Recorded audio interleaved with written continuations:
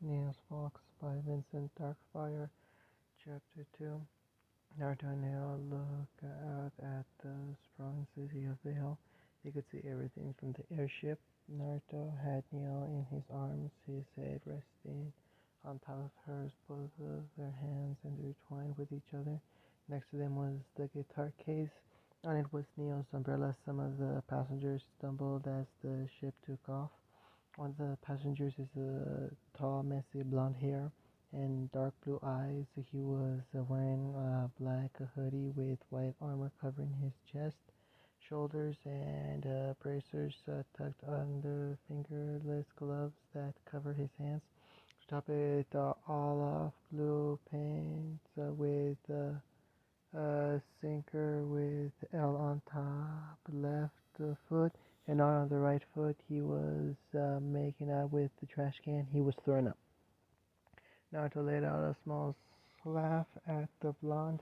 Naruto rolled his eyes and kept throwing up, and he kept, poor boy, he won't last long. Neo nodded her head. To most, the gesture was non-comical. To him, she was saying she gave him a few weeks to live. Their relative peace was disturbed by a high-pitched voice. I don't want to be the bee's knees. I want to be the normal girl with normal knees. Both Neo and Naruto looked over to see a girl in red and black throwing her hands around. Standing next to her was a girl with waist-long blonde hair. She was giving the red-haired girl a hug. Come on, sis. You're going to be great, the blonde said while picking up the smaller girl. Yay, put me down, she said while nervously pulling down her skirt. Young eyes grew a devil-like smirk. Why, Ruby? Don't like people seeing your panties? If you looked, you could see she had on a pair with little chibi grim on it. Ruby's face grew darker at the tall blonde's accusations. Naruto, on the other hand, was looking at a hologram in the news, having no reason to continue watching the two young women. Today on Vale News, Roman Torchwick wanted for stealing a large quantity of dust, larger amounts of money, and a few bottles of rum. The screen showed him without his hat on. He had a smirk on his face. He's why the rum's always gone. Naruto heard a deep voice slur out. Naruto didn't care enough to even look towards the source, still watching the white and orange man's image. The screen changed to show the logo of the White Fang. One of the nudes. The once peaceful, now dark voice of the Fang, the rock star Naruto, has yet to be found. Current evidence implies that he perished along with those in the recent Grim invasion. The holo changed to show an older woman, blonde and wearing what one could call a witch's getup. You'll be in Beacon soon, so get ready to land. A few minutes later, Naruto and Neil both stepped off the platform, the blonde boy from earlier running out immediately after them to hug the nearest outside trash can. As the two teens walked down the grand courtyard's path, they saw Ruby getting ditched by Yang. They watched as she spun around, falling into a white cloth girl's luggage, causing her belongings to scatter about the courtyard. You dolt! The voice pissed off. The sound, the voice sounds pissed off. Like somebody took her last makeup bag and hid it. Do you know what this is? The white-haired girl picked up a bottle from her now open case. This is dust. She began swinging the bottle around like she had good sense. Mined and purified from the finest Schnee mines, dust, fire, water, air. Any of this ring of the bell? A cloud of dust began to form around the two girls. Ruby couldn't help but inhale some and sneezed, setting the dust set off. Around them, everything was covered in ice, fire, and I think there was lightning. A vial of smoke of snow angel dust rolled over to a girl wearing a bow. She looked from her book and picked up the vial, turning the glass container in her hand. and to see the snowflake symbol etched in the surface schnee. God, why them?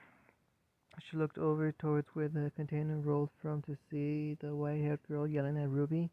And Naruto could see her bow twitch. Then it hit him. He knew her. Blake. Naruto looked at Neil. Neil, I need to talk to someone for a bit. You can go on without me. Neil nodded her head and started to skip to where the students were gathering. Naruto walked over to Blake. Hello, Blake. Long time no see. The cat's eyes widened. No, it can't be. All of us were told he was dead. Naruto turned around. Blake turned around and saw the one she that gave her hope. Naruto-sama, I thought you were dead. Naruto let out a laugh.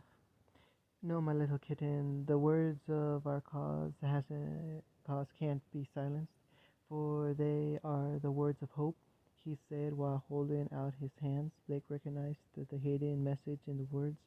The White Fang has a code, hidden in their ears or tails. Every member knows this code by heart.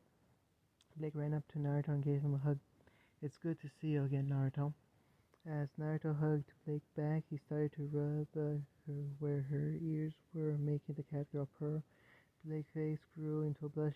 No, stop. Yeah. Blake's face even grew darker. Naruto stopped what he was doing, and a fox-like grin grew over his face. Naruto stopped his teasing and let go of Blake. I'll see you soon, Blake, he said while walking off to meet up with Neil. Time skip. Neil stood near the back of the group of people. She stood there listening as a group of boys hit on her, to which she just smiled and twirled her parcel. One of the big, strong men, right? One of them thought it would be a good idea to pull her closer to him. Neil twirled her body around him, landing on his back. She was sitting on his back while her legs were just hanging there, while she had her hand on the guy's neck. That's what Naruto walked upon. Really, guys, why do you people always do that? Hit on the girl that has a boyfriend, trying to scare him off, blah blah. One of the guys looked at Naruto and backed at Neil. This hot piece of ass is dating you, an animal? The group around the asshole, these boys, started to laugh, only to stop when they realized they could not move. Naruto held up his hand as if in a calming gesture. What I have here is your life. One wrong move, and you will die. One of the guys struggled to move, but one by one, four small cuts began to show on his body. Naruto looked at the boy, then looked at the others around him. Back off, and you will live another day. Another of them looked at his bleeding hand. He struggled to move it. You bitch! When I get free, you will die. Naruto looked at him, smiled, and flexed his fingers into a fist. The asshole, whose hand was struggling against him, screamed as if his hand was on fire, and the small, shallow cuts bit deeper. Naruto pulled his hands close, and the boy's arm was pulled towards him. The asshole was looking at the smirking Neil as if in a silent plea for aid. Leave her alone. Naruto gave a little tug. The asshole looked at his arm. If you don't, I will rip your arm off. Another sharper tug from the asshole to look at Naruto. Got it? They all quickly nodded their heads in fear. Naruto put down his hand. The guy ran off from the fox. Naruto's face returned to his normal cheeky grin. Neil walked over to her place in front of him and wrapped Naruto's arm around her. He placed his head on top of her and smiled. Neil's smirked as she started to rub against Naruto, who let out a small groan. Her smirk grew as she kept rubbing. Naruto was ready to take her right there and now, but he had to hold himself back. Foxy, somebody is getting hard. Neo teased him. Austin walked to the mic. You have trained to be the best. Now you have to show the best of what you can do. In the end, the some of you will die if you don't put your life on the line to keep the peace. You will fail, he said while pushing up his glasses, then walking out, saying another word. He walked off the stage. He seemed off. Naruto heard something off the right of him. Yeah, like he didn't seem himself. Time skip. Spin walked over his desk and sat down, taking a sip from his mug. It's been a while, Naruto. From the shadows of the room, Naruto walked out. It's been a long time, Hospin. Hospin nodded his head and took a sip from his mug. I remember a small boy running around telling people that he is going to be the greatest huntsman in the world, saying he was going to follow in my footsteps. He let a small laugh. I remember the time you drank my coffee. You spat it out, saying it was bitter. Naruto walked over to his desk and took a seat. Yeah, that was until he had to grow up. Ospen, the rest of the world is not like you. They hate my kind. The old man took a look at the rock star. I know, I am sorry what they did to you when you were younger. Naruto, for what it's worth, would you forgive me? Forgive this old fool for what he did? Naruto looked at the headmaster. I ran away 'cause I was scared. I ran away to show the world that we aren't mindless monsters. I know, Naruto, and I am glad that you followed your heart. Naruto smiled at Aspen. Oz was saw this and gave him a small smile as well. So how the life of a rock star? It's not really a hard life until you get fangirls. Until then, it's a life. Naruto said while looking at the old man. I heard what happened to the city a while back. Naruto's face turned a little darker. It's fine. The only thing lost was my left arm, he said while flexing the state of the arm. Prosthetic limb, the arm looked so real. Well, it's about time. I'll be seeing ya, Naruto said while slowly fading into the shadows. I am sorry, son. I failed you as a father. Kushina, I have failed you. I am sorry, Aspen said while holding his head in his hands. Naruto made it to arrange the sleeping room. Well, it was more like a guest room with teens sleeping all over the place. As soon as he entered the room, Neo was sitting on his shoulder. He smiled and started to rub her ass as she gave a soft moan as he did. She smiled and started to rub his ears. He let out a small purr.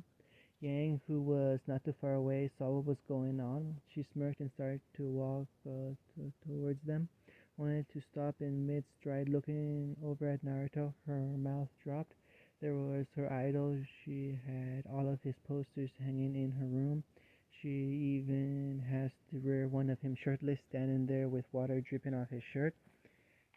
Yeah, she ran up to him, getting into his personal space. Well, well, look at what Yang found, Mr. Rockstar.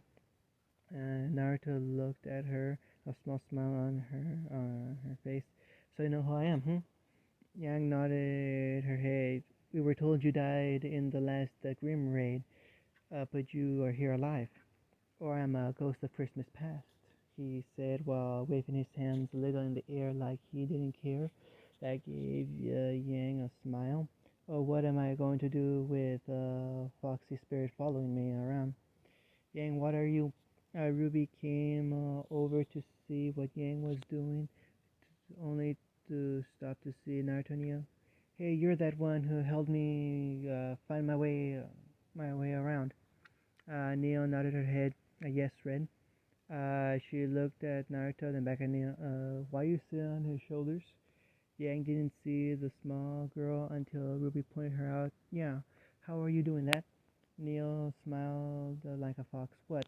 Looking around in mock panic. Hey, I am sitting on someone's shoulders. Naruto shook his head. Neo, behave. Then it hit Ruby. She was being messed with. Hey, that's not fair. What did I do to you? Neo shook her head. You're too easy to mess with. Ruby pouted and crossed her arms. Hey, would you all keep it down? Some of us have to sleep. said the white-haired girl from earlier. Naruto looked over at her. Aw, somebody needs their sleep. Well, get used to not having much sleep. Whis looked at him and her anger grew. What did you say? Naruto looked at her. You heard me. Or is somebody too crazy to speak with an animal? Whis face burned with rage. Why you? She was caught off by the glare coming from Naruto. What's wrong, lady? Is little Timmy trapped in a well? Naruto mocked. His eyes said, go ahead, I dare you, call me an animal. For once in Whis' life, she backed down. To her, it was like looking into her father's eyes, like when the dust was taken. She did what came natural. She covered her mouth with her fingers and said in a weak voice, I'm sorry, Papa. Don't hurt me. When those words hit Naruto, he stopped glaring. His eyes softened, so did Neo's. She slid down Naruto's arm of his shoulder, knowing what was going to happen. Naruto walked to the white-haired girl, placed his hand on top of her head, and she flinched. Slowly, she looked up and saw something she saw from her mother. It was love. Slowly, she pulled into a hug. The tears started to fall from her eyes. Slowly, she started to cry into his chest. Naruto started to rub her back. Shh, it's okay. Nothing can hurt you now. Yang didn't see the rock star. To her, it looked like a father keeping his child safe. She softened at the scene. A few tears started to fall. Ruby clung to Yang. She heard a few sobs from her sister. Whis felt safe. Nothing was going to hurt her. I'm here for you, Whis. Naruto tried to let the girl go, but she wouldn't budge. So he did what he would to his children. He started to tickle her side. He got her to let him go and receive a piercing glare from her. Her eyes were red and her cheeks were puffy. She looked at the ground. Don't say anything to Professor Ospin. Please, the Schnee family already is in a bad spot. The teens nodded their heads. Naruto crossed his arms. No child should ever feel that. The next time I see your father, it won't be pretty. Goofy smile caressed his face. Let's all go to bed. We have a great big day ahead of us.